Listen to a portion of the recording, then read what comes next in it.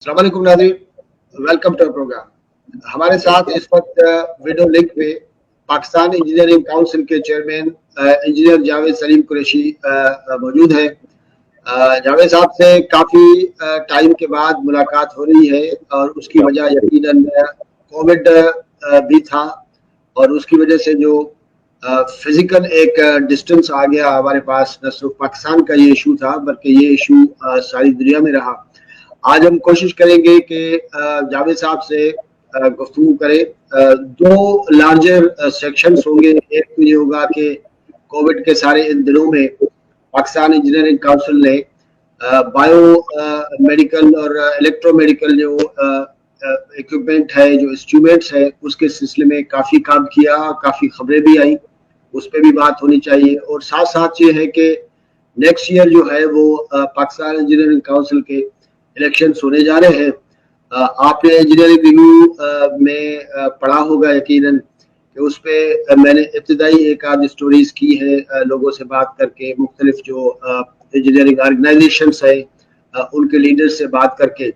आज एक बड़ी विजिबल और सिग्निफिकेंट और बल्कि उस तंजीम के लीडर्स का कहना है कि पाकिस्तान में इंजीनियर्स की सबसे बड़ी पार्टी या सबसे बड़ा प्लेटफॉर्म है दी इंजीनियर्स। उनके चीफ भी हैं जावेद साहब, उनसे भी बात होगी कि किस तरह अब आस्ता आस्ता जो है वो इस सिलसिले में मुख्तलिफ ऑर्गेनाइजेशंस काम कर रही हैं और दी इंजीनियर्स का क्या रोल होगा और आगे एक्सपेक्टेशंस क्या है। जावेद साहब, थैंक यू सो मच, आपने टाइम दिया। और मैं चाहूँगा कि स्टार्ट अगर हम लोग करें कि ये 3 महीने के बाद भी ज़ाहिर है कि पाकिस्तान खुला तो है, लेकिन उसके बाद भी बहुत सारी चीज़ें हैं, बहुत सारे खतरात हैं। क्या अचीव किया पाकिस्तान इंजीनियरिंग काउंसिल ने कोविड के सिलसिले में, जो मशीन्स या जो एफर्ट्स हुई? देखिए शेख साहब, जो मैं समझता हूँ कि ये एक चैलेंज था पाकिस्तान इंजीनियरिंग काउंसिल के इंजीनियर्स के लिए कि जिस वक्त कोविड-19 आया तो पीएम साहब की डायरेक्शंस आई और उसके बाद फॉलो अप में हमारे मिनिस्टर फवाद चौधरी साहब ने उसको हमारे साथ मीटिंग्स को होल्ड किया और होल्ड करने के बाद हम हमारे पीसी के साथ ही नहीं बल्कि इनके नीचे और 8-10 ऑर्गेनाइजेशंस हैं, सबके साथ इन्होंने अपनी मीटिंग की और सबके जुम्मे लगाया कि इन कोविड-19 ministry of science and technology what can give to the nation. अल्हम्दुलिल्लाह अल्लाह ने सिर्फ ये पाकिस्तान इंजीनियरिंग काउंसिल को ही ये एजाज़ दिया कि इनके 10-12 जो ऑर्गेनाइजेशन बनी है किसी की वहाँ पे कोई कंट्रीब्यूशन सामने ना आई, लेकिन पाकिस्तान इंजीनियरिंग काउंसिल ने इस सिलसिले में जो जिसको आप वेंटिलेटर कह रहे हैं बना के तो एक कौम को सामने पेश किया।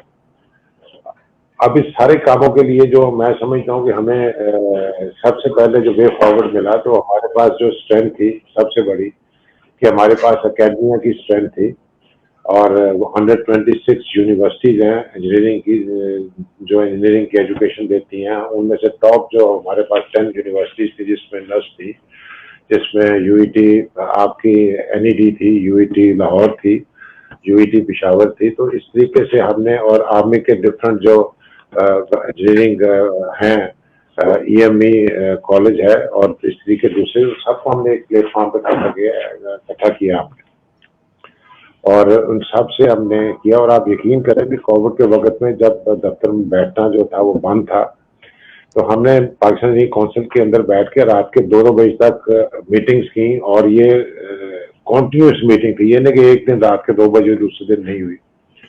इसमें अगर मैं नाम ब्रिगेडियर तारिक का नाम लूँ जो कि इंजीनियरिंग ईएमई के कमांडेंट रहे हैं तो अभी रिटायर हो गए, हमारे पास पीसी में as an advisor technical on innovation पे काम कर रहे हैं हमारे साथ हैं। Is a volunteer, Pakistan engineering council उनको कुछ पे नहीं करते। तो उन्होंने इन सारी चीज़ों को ऑर्गेनाइज किया करने के बाद फाइनली जो एनडीएमए के साथ भी हमने राब्ता कायम किया कि आप बताएं कि आपको हमारी कहाँ ज़रूरत है। तो उन्होंने भी हमें बताया कि हमें अगर आप सपोर्ट कर सके तो वेंटिलेटर में पहले सपोर्ट करें। तो वेंटिलेटर उस वक्त जो वेंटिलेटर शुरू हुआ था $20-25 हज़ार से लेके तो ये 60-70,000 का भी वेंटिलेटर अवेलेबल नहीं था, प्राइस अवेलेबल थी और टाइम डिलीवरी अवेलेबल नहीं थी। सो आप ये देखें कि ये सबसे बड़ा चैलेंज था कि पैसा आपके हाथ में और प्रोडक्ट आपको मिलने रहा, और इसलिए कि पूरी दुनिया में इस वक्त उसकी बाइंग हो रही थी। तो बहरहाल हमने फिर सबको इकट्ठा करके अपना एक इनोवेटिव मॉडल तैयार करना शुरू किया। कुछ दोस्तों को इतराज है, वो कहते हैं जी कि इनोवेशन, असल में हमारे दोस्त जो हैं वो इनोवेशन के लफ्ज से ये समझते हैं कि ए टू जी सारे का सारा आप ही ने बनाना प्रोडक्ट। अगर मैं दुनिया की जो डेवलप इकोनॉमीज हैं, जिसमें चाइना है, जिसमें सिंगापुर है, जिसमें मलेशिया है, ताइवान है, और अगर मैं इन इकोनॉमीज की देखूं तो इन्होंने सबसे पहले अपने सारे व्हील इन्वेंट नहीं किए। पहले उन्होंने जो इन्वेंटेड व्हील थे उनकी टेक्नोलॉजी का रिवर्स इंजीनियरिंग से ब्रेक किया और उस प्रोडक्ट को अपनी मार्केट के लिए कॉम्पिटिटिव बनाया, और फिर ये कॉम्पिटिटिव प्रोडक्ट जो है उन्होंने दूसरी मार्केट में जाकर बेचा, और आज दुनिया के आपके सामने है कि दुनिया के हाथी बने हुए हैं।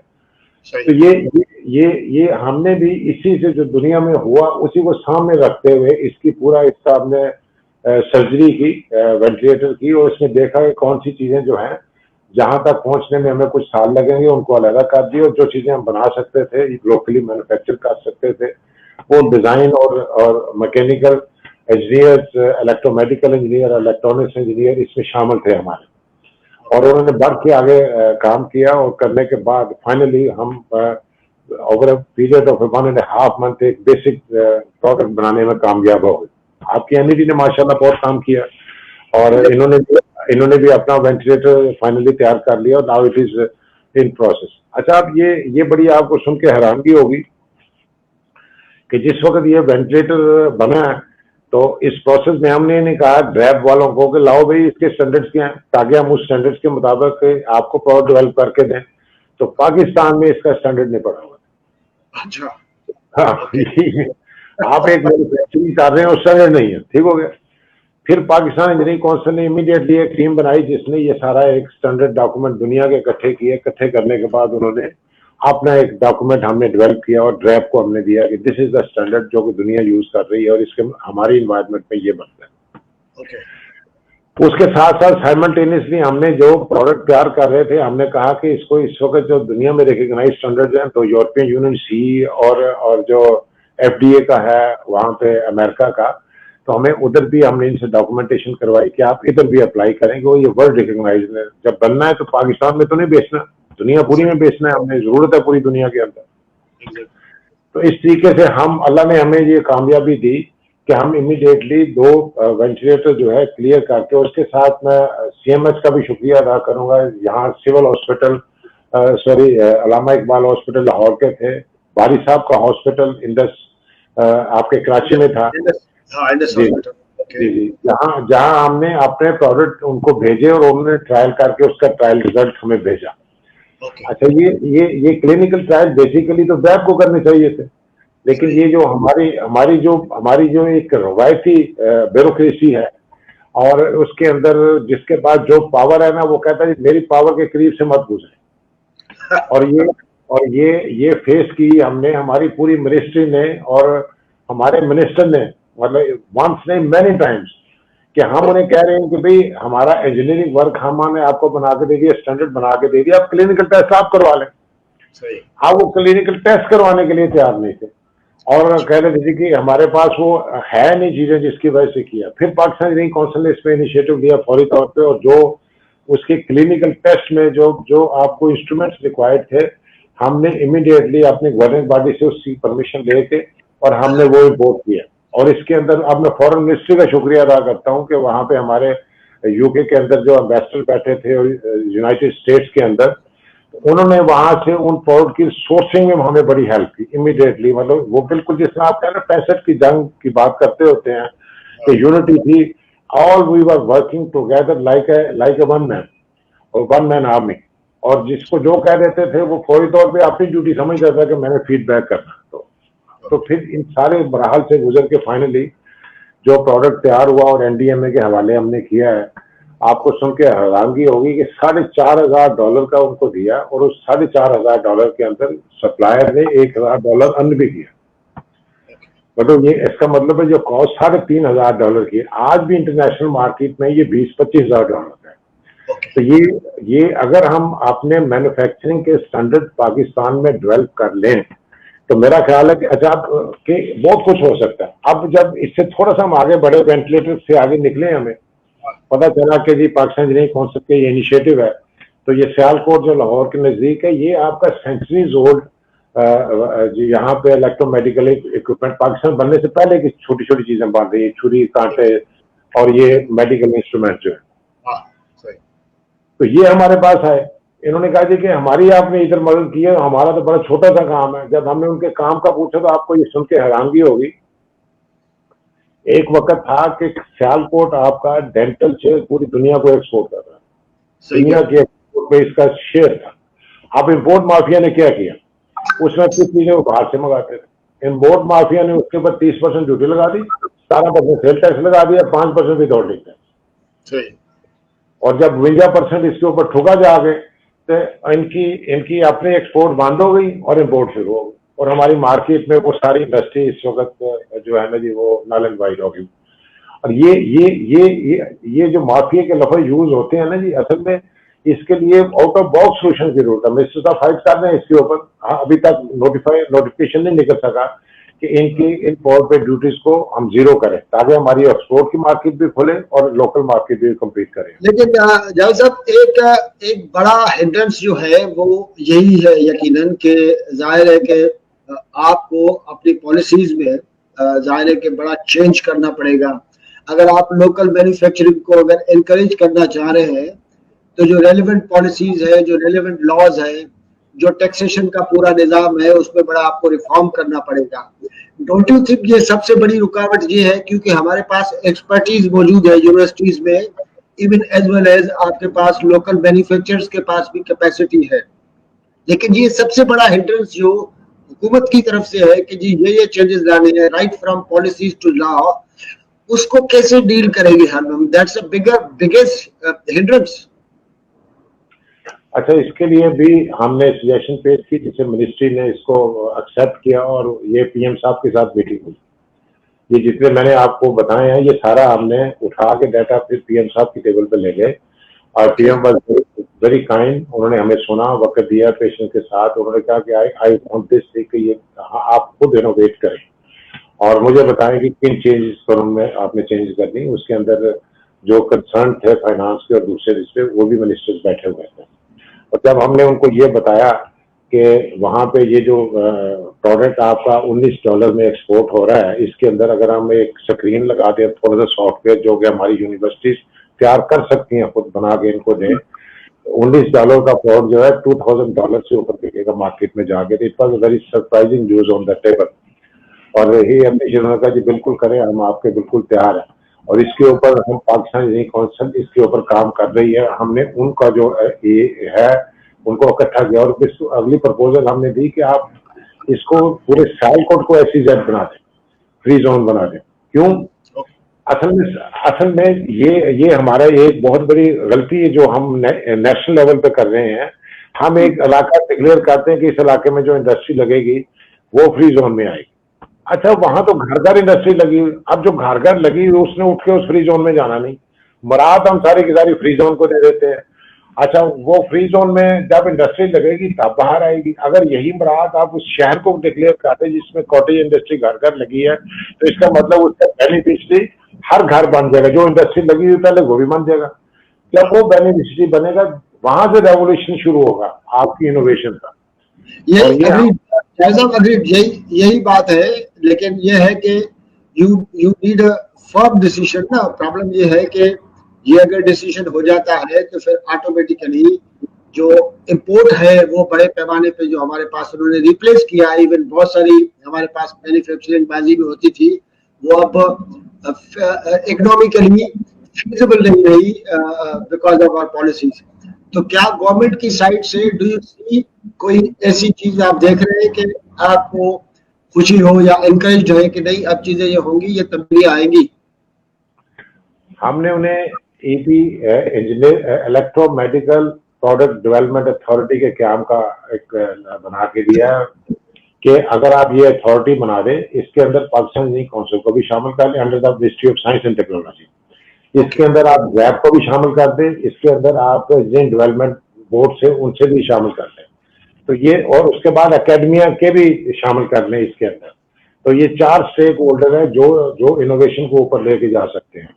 और फिर उसके जुम्मे जितनी बातें मैंने पहले की, ये अथॉरिटी के जुम्मे लगा दें ताकि वो सारे डिपार्टमेंट से राब्ता कायम करके इसको एक ऑब्जेक्टिव को पुश करें। इसकी मेरा ख्याल है कि in due course of time बन जाना चाहिए। लेकिन देखिए खराबी कहाँ पे है, जो मैं हर जगह पे, मुझे लोग कहते हैं जी घुमा फिरा के ना, तो आप कहते हैं जी काम इंजीनियर को दे रहा। भाई ये जो जिसका काम है ना उसी को साझे। आपने जो अगर मैं खाली इंजीनियर के लिए फाइट नहीं कर रहा, मैं कह रहा हूँ अगर एग्रीकल्चर का काम आप एग्रेरियन को नहीं देंगे तो एग्रीकल्चर आगे नहीं जा सकती। इंजीनियरिंग का काम आप हमें देंगे तो आगे जाएगा, डॉक्टर्स का काम डॉक्टर्स को देंगे फिर आगे जाएगा। तो हमें असल में अगर ये काम सारे का सारा इंजीनियरिंग डिपार्टमेंट कर रहे हों तो उसको तो समझ 1 मिनट में आ जाती है ना जी, कि जो मैंने कोई फिलॉसफी तो कोई नहीं, कोई रॉकेट साइंस इसके अंदर है नहीं है, तो शाम को इसका बिल बन के जाना चाहिए। अब वहां पे जहां पे सेक्रेटरीज नॉन इंजीनियर्स बैठे होते हैं उनको समझ नहीं आती, वो समझते हैं हमें क्या जरूरत है, हाँ भाई पंगा अपने जिम्मेदारी के। इंजीनियर तो कहता है ना आप यार मुझे मार, ताकि मैं सोल्यूशन हूँ, मैं तुम्हें सोल्यूशन दूँ इसका, ठीक है ना जी। लेकिन बाकी सारे कोई नहीं कहता कि आप यार मुझे मार, वो कहते हैं भाई बचो, रास्ता बदल लो, कि खाम खा आराम से काम कर रहे हैं, तो ये क्या रातों की नींद हमारी खराब करने आ गया। तो इस सारे इशू के अंदर मैं ऑप्टिमिस्टिक जरूर हूं, लेकिन जो काम मैं समझता हूं कि 1 महीना पहले या 1.5 महीना पहले हो जाना चाहिए तो वो अभी तक नहीं हुआ। इसमें मेरे ये कमेंट्स हैं।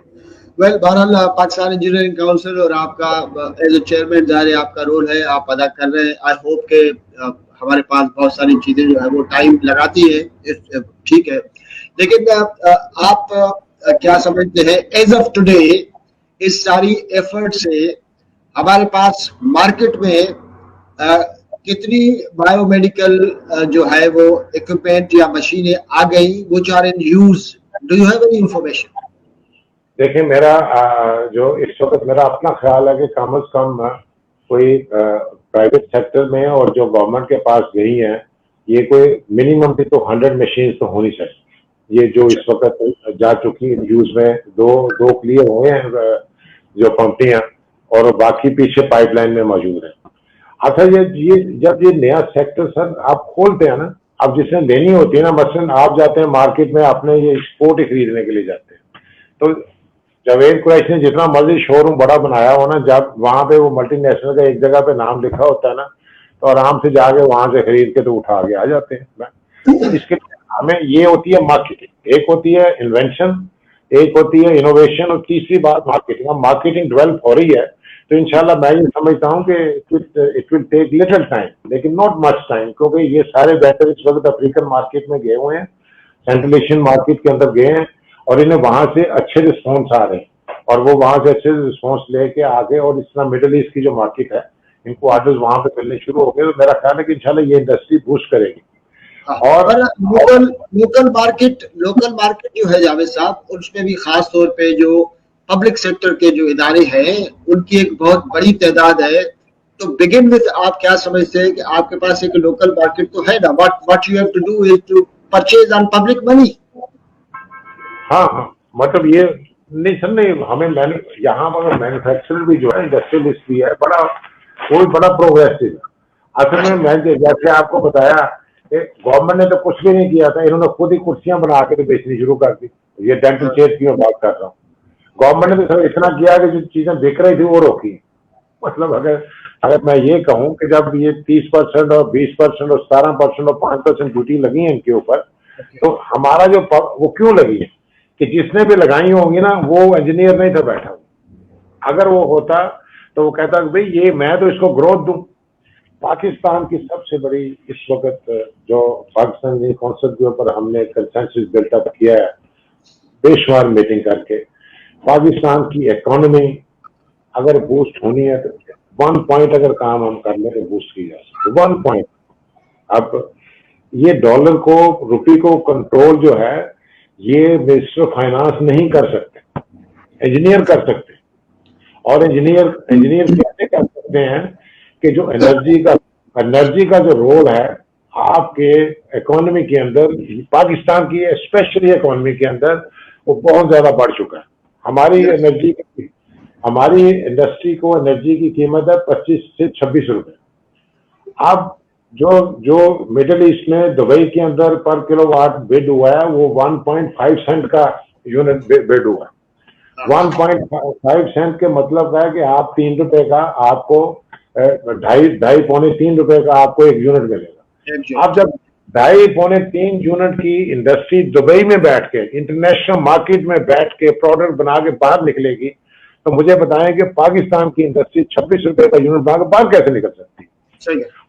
और अगर हमने ये फैसले ना किए कि एनर्जी ये जो सब्सिडी दे के कौमें नहीं चलती कि जी एग्रीकल्चर सेक्टर बाहर आ गया सब्सिडी दे दो, इनको 7 रुपए का यूनिट दे दो, टेक्सटाइल सेक्टर बाहर आ गया इसको 6 सेंट का यूनिट दे दो, ऐसे नहीं है।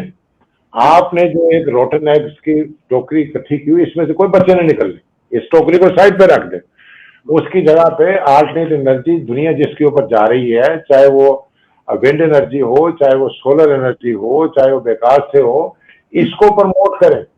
और जो बजाय सब्सिडी में पैसा जाया करने के इसको लगाने में पैसा जाया करें, जो कि 6 महीने के अंदर 3 महीने के अंदर यूनिट लाके खड़ा हो जाता है और आपको उसकी एनर्जी कॉस्ट में बदल जाएगी। ये इंडस्ट्रियल इसको लोन दें, इंटरेस्ट फ्री लोन दें, लगाओ भाई। और अगर वो एक्सपोर्ट करेगा सस्ती बिजली से बना के तो फायदा किसको होगा? उसको होगा, लेकिन मुल्क को ज्यादा फायदा होगा, आपकी एक्सपोर्ट बढ़ेगी। That's very important. तो मतलब अगर मिसाल इस सेक्शन को हम लोग कंक्लूड करें तो जावेद साहब, इतनी सारी ज़ाहिर है कि एफर्ट हुई, इतनी सारी जो रिजल्ट पूरा आपने बताया उसकी पूरी सक्सेस ज़ाहिर है कि और बहुत सारे फैक्टर्स आके चके, इलेक्ट्रिसिटी तो उसका एक फैक्टर है, ज़ाहिर है प्रोडक्शन में और मैन्युफैक्चरिंग में बहुत सारी चीजें काउंट करती है, बट स्लोली एंड ग्रेजुअली। लेकिन ये है कि बहुत सारे स्टेप्स चाहिए। आई होप, उम्मीद करते हैं कि हमारी हुकूमतें जो है वो उस तरफ न सिर्फ सोचेंगी बल्कि डिसीजंस लेंगी, जो बेहतर चीज है। आते हैं अपना जज साहब, आस्ता आस्ता जो है वो नेक्स्ट ईयर की जो इलेक्शन है गालिबन अगस्त में, उस सिलसिले में हम लोग यहाँ भी थोड़ी जो है वो मूवमेंट देख रहे हैं। इब्तिदाई सरगर्मियां शुरू हो गई हैं यहाँ पे भी, और सुन रहे हैं कि पंजाब में भी सरगर्मी है। आपका ये दूसरा टेनियर है और आपके तीसरे टेनियर पे बाहर है जाहिर है, लेकिन still you are leader of the engineers. तो how you are starting all that सरगर्मी, हमारे व्यूअर के साथ शेयर करें, हो क्या रहा है, क्या प्लान्स है? देखिए, ये अगस्त 21 में इंशाल्लाह अपने टाइम पे इलेक्शन होंगे और उसके लिए जितने होमवर्क की रिक्वायरमेंट है वो सारा हम कर रहे हैं, और बिल्कुल fair and transparent election Pakistan election commission और नादरा इसको करवाएगी। और हम कोशिश कर रहे हैं कि पिछली मरतबा कुछ हमारे जो पोलिंग स्टेशन थे वो नादरा के ऑफिस से बाहर बने, इस मरतबा जो सारे के सारे ऑफिस है वो सारे हमारे नादरा में बने और ज्यादा हो। पिछली मरतबा 130 थे, उससे पहले सिर्फ 85 थे, हमने पिछली मरतबा भी इंक्रीज किया, इस मरतबा और इंक्रीज कर रहे हैं ताकि मैक्सिमम टर्नओवर हो। और इंजीनियर्स को बजाय इसके कि बड़े शहरों में जाके वोट डालने के बजाय छोटे शहरों में भी, नादरा क्योंकि हर जगह मौजूद है, तो हमको इस तरह देख रहे हैं कि इसको ब्रॉडर स्पेक्ट्रम 130 की जगह 260 हो जाए, 300 पोलिंग स्टेशन हो जाए। लेकिन हर जगह पे इनके पास प्रॉपर फैसिलिटीज अवेलेबल नहीं है, नादरा के ऑफिस के पास, वहां में प्रॉब्लम आएगा। लेकिन जहां अवेलेबल होंगी इंशाल्लाह, तो मैं ये यकीन दिलाना चाहता हूँ कि ये बिल्कुल free, fair and transparent election होगा पहला, और इसमें कोई दो राय नहीं है। सारी जिंदगी हमने ट्रांसपेरेंसी के लिए लड़े, अभी ये नहीं हो सकता कि मैं बैठा हूँ और कोई इस पर उंगली भी उठाए कि ट्रांसपेरेंसी जो है ना जी नहीं होगी। अब दूसरी बात आता हूँ कि मैं चेयरमैन पाकिस्तान इंजीनियरिंग काउंसिल भी हूँ और मैं द इंजीनियर्स पाकिस्तान का चेयरमैन भी हूँ, और हमारा ग्रुप जो है द इंजीनियर्स पाकिस्तान इस वक्त अल्हम्दुलिल्लाह, हम नहीं कहते, इंजीनियर्स कहते हैं कि it is the largest group जो पूरे पाकिस्तान के हर सूबे में मौजूद है, और कहीं ज्यादा है कहीं कम है, ये हर जगह के ऊपर प्रेजेंस यूनिफॉर्म नहीं है, लेकिन हम मौजूद हैं हर शहर और हर सूबे के अंदर। और जो रूलिंग पार्टी होती है बेसिकली उसने अपने काम के सर पे जाना होता है दोबारा इलेक्शन में। मैं उम्मीदवार नहीं हूँ इस इलेक्शन में, और क्योंकि 2 टर्म है, जो मैंने करना था मैंने कर चुका। और अगर मैं कहूँ कि जी फिर एक तो आइन की भी, हमारा कॉन्स्टिट्यूशन भी अलाउ नहीं करता। दोस्तों ने मशावरत दी, जो बड़े आपके करीबी होते हैं, कोई बात नहीं इसको भी चेंज करते हैं, मैं कहने खुदा के लिए जो मेरा काम था मैंने, जो अगर 6 साल में अपना नहीं करवा सका तो मैं आगे भी नहीं कर सकता। इससे बिग वो टेन्योर है, मुझे इंजीनियर्स ने मौका दिया कि मैं उनको सर्व करूं, और मैंने अपने अकल और जहन और रिसोर्सेज के मुताबिक ये आप पूरी दिलजमी से इस काम को किया, और जितना मैं कर सका कर। अपनी क्यादत को आना चाहिए, वो इलेक्शन जीत के आएगी और इंशाल्लाह वो उसको सिर्फ तसलसल हमने सिस्टम बनाया। पहले सिस्टम नहीं थे, हमने, आप देखें कि इंजीनियर्स की रजिस्ट्रेशन ऑनलाइन हो रही है, इंजीनियर्स की अपग्रेडेशन ऑनलाइन हो रही है, रिन्यूअल ऑनलाइन हो रही है, कंपनीज की रजिस्ट्रेशन ऑनलाइन हो रही हैं। तो हमने आईटी सिस्टम के रोल को बहुत आगे बढ़ाया। हमने फिर फैसिलिटेशन सेंटर खोल दिए हैं जहाँ पे हमने सारी चीजें कॉन्ट्रैक्टर कंपनीज को प्रोवाइड करते हैं, फोटो कॉपी करनी हो, वहां से आपने मनी एक्सचेंज यूज करना हो, ये सारी चीजें, ये बेसिक। तीसरा हमारे नजदीक जो काम था वो यूनिवर्सिटीज की क्वालिटी एजुकेशन की बात करनी थी हमने। उस क्वालिटी एजुकेशन के ऊपर Washington accord is a landmark what we should have.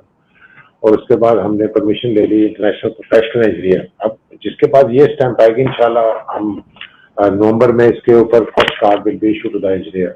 और ये भी एक लैंडमार्क काम होगा, क्योंकि जितने इंटरनेशनल अदारे हैं उसके अंदर जब तक आपके पास इंटरनेशनल प्रोफेशनल इंजीनियर का वो कार्ड ना हो, जो कि पाकिस्तान के पास नहीं था पहले, हमने इसको इंटरनेशनल बॉडी से रिकॉग्नाइज करके इसकी परमिशन ली। तो अब हम WHO में, IMF में हमारे इंजीनियर जाके काम कर सकेंगे, UNO में जाके, क्योंकि उसके लिए एक पेश की शर्त होती है कि are you international professional engineer, then they give the job to you. इसी तरह हमारी कंपनियां जो बाहर जाकर काम कर रही हैं उनको बाहर से इंटरनेशनल प्रोफेशनल इंजीनियर लेने पड़ते हैं, अब वो पाकिस्तानी इंजीनियर्स को हायर करेंगे वहां पे इस काम के लिए भी। तो ये एक हमारा लैंडमार्क था। फिर हमने ये भी एक हर जगह पे माफियज है, प्राइवेट सेक्टर को गवर्नमेंट तो इससे लाई थी कि ये एजुकेशन को कंपीट करके बढ़ाएंगे स्टैंडर्ड्स को, लेकिन इनकी क्वालिटी को कंट्रोल करना भी एक बहुत बड़ा इशू था। और क्वालिटी को कंट्रोल करते हुए हमने सिस्टम को भी कंट्रोल किया और पेनल्टी सिस्टम इंट्रोड्यूस किया। इससे पहले नहीं था, मेरे से पहले, कि अगर किसी ने इनटेक ज्यादा लिया और जो कि लेते थे 100 की परमिशन है 200 पर स्लॉट ले लिए, 400 ले लिए, 500, कोई नहीं पूछता था इनको। So it happened first time कि हमने पेनल्टी सिस्टम इंट्रोड्यूस करवाया। फिर यूनिवर्सिटी खोलने के लिए ये नहीं था किसी जगह के ऊपर कि आपको पर्पस बिल्ट कैंपस होना चाहिए। और मैंने अपने वक्त में आपको ये सुन के हैरान, जब हमने ये कानून बना दिया तो एक यूनिवर्सिटी उस पर पूरा नहीं उतर सकी, नई यूनिवर्सिटी जिसको हमने परमिट किया। क्यों? पर्पस बिल्ट कैंपस में आपको पता हर चीज आनी चाहिए जो स्टूडेंट्स की रिक्वायरमेंट है, वहां पे उसको क्लासेस चाहिए, फैकल्टी पूरे चाहिए, उसको ऑडिटोरियम चाहिए, उसको प्ले ग्राउंड चाहिए। तो so all these things they couldn't do. And और फिर लीज की जमीन नहीं होनी चाहिए, उसका अपना कैंपस आएगा। फिर एंडोमेंट फंड बना दिया हमने कि आपने इसको चलाना भी है, उसके लिए पैसा शो करा हुआ। तो ये जब सारा सिस्टम हमने नाफिज किया है तो कहने के बाद ये कोई इतना आसान काम नहीं है सर इन माफिया से। मैं भी इसी सोसाइटी का हिस्सा हूँ, मुझे भी रोज टेलीफोन कॉल आती है कि जनाब हमारा ये कर दें, आपके लो में ये सारी बातें। और फिर उसको मतलब ना करना कि भाई ये नहीं हो सकता, कानून ये क्या, क्योंकि मैंने अपने आप में रखा कुछ नहीं। मेरे पास अकेडमिया में, कानून में, आइन ने मुझे जो हमारा एक्ट है उसने इजाजत दी है कि अगर हमारा एक्रीडिटेशन बोर्ड किसी को रिजेक्ट कर दे तो मैं अपील सुन के फैसला करके इजाजत दे सकता हूँ। ये हमारे एक्ट में फॉलो। मैंने उसको भी सरेंडर किया हुआ है। जो मेरे पास अपील करती है मैं अपील लेता जरूर हूँ, लेकिन उसको दोबारा उधर रेफर करता हूँ। कमेटी नहीं बना देते कि आप पूरी तरह इसको उसी तरीके से इंक्वायर करें। अगर कोई इसमें कंप्लेन में जान है तो then we process it, otherwise it keeps the decision hold होता है पिछले पे सारा। तो ये सिस्टम आप डेवलप करें ना तो फिर चीजें आसान हो जाती।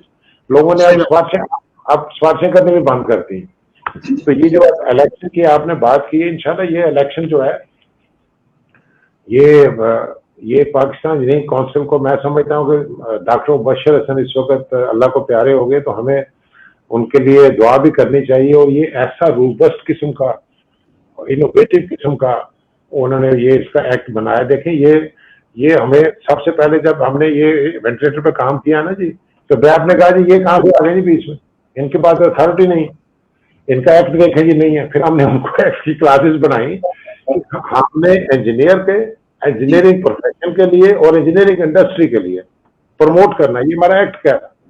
तो फिर जब इंडस्ट्री प्रमोशन की बात आई तो फिर वो पीछे हटे और फिर उन्होंने कहा कि हम अपने फार्मेसिस्ट से चेक नहीं कराते, आपसे चेक करवा लेते हैं। तो ये एक जी।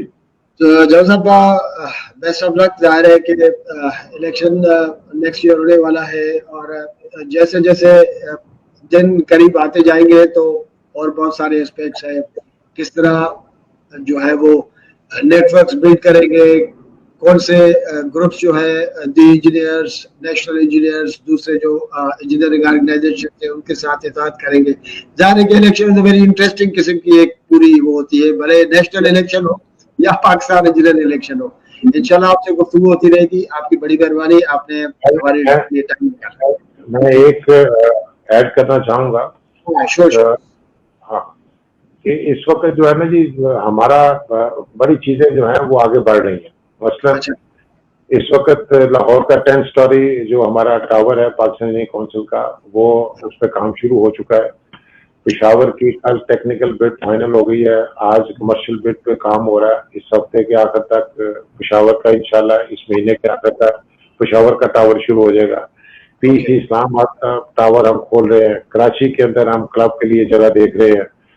उसके बाद इंजीनियर फाउंडेशन पे जिसपे हमने बड़ी देर से डॉक्यूमेंटेशन करी, ये बड़ा लेंथी एक प्रोसीजर था। अल्हम्दुलिल्लाह हमें अगले हफ्ते में ये खबर आएगी कि इंजीनियर फाउंडेशन रजिस्टर्ड हो जाएगी। अब इंजीनियर फाउंडेशन जब रजिस्टर होगी तो फिर इसके नीचे 2 विंग इसके निकलने। एक विंग इसका है जो कि लैंड डेवलपमेंट इंजीनियर्स के लिए, जिसको हाउसिंग स्कीम्स आप कहते हैं, उस पर काम करेगा। और दूसरी कंपनी जो इसकी होगी इसके नीचे, वो जो हमने कहा था कि ये इंफ्रास्ट्रक्चर बैंक बनाएंगे, उसके लिए हम अपना होमवर्क मुकम्मल कर चुके हैं। ये खुशखबरी आपको जानबूझ के जो है वो कंस्ट्रक्शन बैंक को मैंने नहीं छोड़ा, क्योंकि मेरा इरादा ये है, नियत ये है कि इस सारे इशू पे एक आपसे इंशाल्लाह सेपरेट प्रोग्राम होना चाहिए, क्योंकि इंजीनियर्स की जो एम्प्लॉयमेंट है वो भी बहुत बड़ा इशू है। वो ये पार्ट है, लेकिन दूसरे भी बहुत सारे सेक्शंस हैं। मगर एनीवेज आप ये मेरे साथ जरूर शेयर करें कि ये जो कंस्ट्रक्शन बैंक है ये एग्जैक्टली इस वक्त है किस शक्ल में, किस स्टेज पे है? Are we near to set it up क्या? जी, इसके अंदर हमने इसके जो रेगुलेटरी एप्लीकेशन है वो बना के रखी हुई है। असल में ये फाउंडेशन बननी थी एज ए होल्डिंग कंपनी, फिर इसके नीचे जो बैंक की कंपनी अलहदा बननी थी और जो हमने हाउसिंग का काम करना उसकी अलहदा बननी थी। तो ये जब हमें जिस दिन हमें फाउंडेशन का सर्टिफिकेट मिल जाएगा तो फिर उसके नीचे 2 कंपनियां खुल जाएगी, डॉक्यूमेंटेशन तैयार भी पड़ी। और इसके लिए हमने जो रावी अर्बन डेवलपमेंट अथॉरिटी है, जो लाहौर के करीब एक नया शहर बसने वाला है, हमारी उनके साथ पूरी लाइजोन है। मैं उसका वैसे बोर्ड का मेंबर भी हूँ बीओडी का। और इंशाल्लाह जो वहां से एक बेस्ट चंक निकलेगा इंजीनियर्स के लिए, और जो इंजीनियर आपके लिए भी वैसे खबर है कि उसमें प्लान लेना भूलना नहीं है आपने, तो अभी जो हमारी जो प्राइस होगी ना उसमें 4 से 5 टाइम फौरन मल्टीप्लाई हो जाना, 4 से 5 टाइम। और ये हम 1 टाइम में लेंगे, आपको इंस्टॉलमेंट्स में देंगे, क्योंकि एक दिन में काम तो होना नहीं है। और इंजीनियर के पास इतना पैसा नहीं होता हर इंजीनियर के पास कि वो एकदम जैसे पैसा निकाल के दे दे। तो ये एक बड़ा लैंडमार्क प्रोजेक्ट है, और जो अगले हम 3 से 4 महीने के अंदर इंशाल्लाह इस शेप में हो गए कि अखबार में इसके एडवर्टीजमेंट आ गई। जो बैंक की आपने बात की है, ये सर ये एक रेवोल्यूशन है फॉर पाकिस्तान, जो हम जिस कॉन्सेप्ट पे हमने काम किया और जो मैंडेट हम लेके आ रहे हैं। अभी जरा थोड़ा सा मैं पूरा एक्सप्लेन नहीं करूंगा। Once the application goes to the state bank, तो फिर मैं एक पूरी निश्चित होगी इसके ऊपर। लेकिन मैं आपको हाईलाइट कर देता हूं कि इस वक्त ये मैंडेट जो हमने स्टेट बैंक से मीटिंग करके उनके साथ उनकी एक इनफॉर्मल जो कि अंडरस्टैंडिंग उनसे ली है, और ये इंशाल्लाह जो मैंडेट लेके ये बैंक आ रहा है पाकिस्तान में, एग्जिस्टिंग बैंक चाहे वो नेशनल बैंक ऑफ पाकिस्तान भी हो, उसके बाद ये मैंडेट नहीं। हमने इसको डिजाइन किया है चाइना, हमने इसको डिजाइन इसका लिया है चाइना के कंस्ट्रक्शन बैंक से, चाइना के इंफ्रास्ट्रक्चर बैंक से, कि वो कैसे काम करता है। इसके ऊपर साल हर साल हमारी स्टडी हुई है और हमने उसमें से अपने एनवायरनमेंट के मुताबिक किस किस्म का बैंक पाकिस्तान को चाहिए ताकि ये इसकी कंस्ट्रक्शन इंडस्ट्री को प्रमोट कर सके। इसके हमारे जो कॉन्ट्रैक्टर्स हैं, कंसल्टेंट्स हैं, इनको ना सिर्फ पाकिस्तान के प्रोजेक्ट दिलवाए बल्कि पूरी दुनिया के प्रोजेक्ट में के लिए अट्रैक्शन जो है उसमें स्पोर्टिव हो उनके लिए। तो और उसके बाद जो यंगस्टर हमारे इंजीनियर्स यूनिवर्सिटी से निकले, जिनके पास कलेक्ट्रल नहीं है तो उनका जो कार्ड होगा वो उनका कलेक्ट्रल होगा, जो वो उन्होंने अपनी हार्ड अर्न ब्रेन इंटेलेक्चुअल से बनाया है इस कार्ड को, जो इंजीनियर बने हैं। फिर जो ऑलरेडी हमारे इंजीनियर इंडस्ट्री डेवलपमेंट के अंदर है उनको हम उनके लिए बड़ा लिक्विडिटी पैकेज होगा इसके अंदर। तो दुआ करें अल्लाह ताला हमारी इन मेहनतों को कबूल कर ले और हमको ये जाहिर है कि जो भी सिंसियर एफर्ट है उसका जाहिर है कि नतीजा निकलना होता है, अल्लाह की मदद से भी उसका नतीजा आता है यकीनन। Thank you so much Javed साहब, आपने टाइम दिया और आई होप के बहुत सारे और इश्यूज हैं जो हम आपसे सुनेंगे भी और समझेंगे भी। Thank you so much. नाज़रीन, engineer Javed Salim Qureshi Pakistan engineering council हमारे साथ थे। उनकी गुफ्तगू आपके सामने इजाजत चाहते हैं। अल्लाह हाफ़िज़।